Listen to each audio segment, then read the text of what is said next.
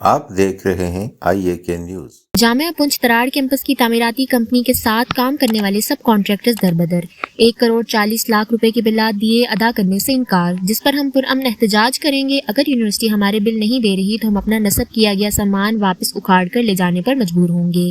CCS نامی company کو terminate کیا گیا تو ہم نے کام بند کیا، یونیورسٹی کی گارنٹی پر کام دوبارہ شروع کیا۔ کام مکمل کروانے کے بعد ہمارے بلات نہیں دیے جا رہے۔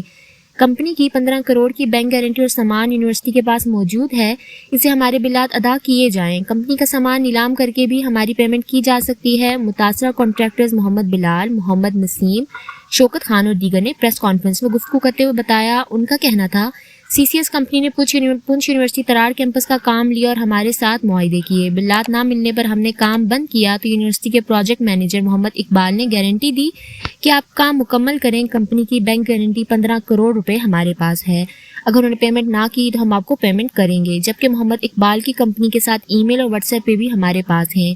کمپنی کی طرف سے جو چیک ہمیں جاری کیے گئے وہ بھی یونیورسٹی نے اپنے پاس رکھے ہیں۔ ہم نے جن مزدوروں سے کام کروایا ان کے بقایا جات ابھی تک ہم نہیں دے سکے۔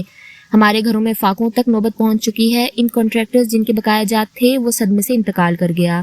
یونیورسٹی کے پاس کمپنی کا کانٹریکٹ منسوخ کیے جانے کے بعد کروڑوں روپے کا کمپنی کا سامان ہے جس کو نیلام کر کے ہمارے بقایا جات دیے جا سکتے ہیں، لیکن یونیورسٹی کے پروجیکٹ مینیجر محمد اقبال ڈپٹی کمشنر پونچھ کے دفتر میں تسلیم کرنے کے باوجود بھی ہماری رقم دینے کو تیار نہیں۔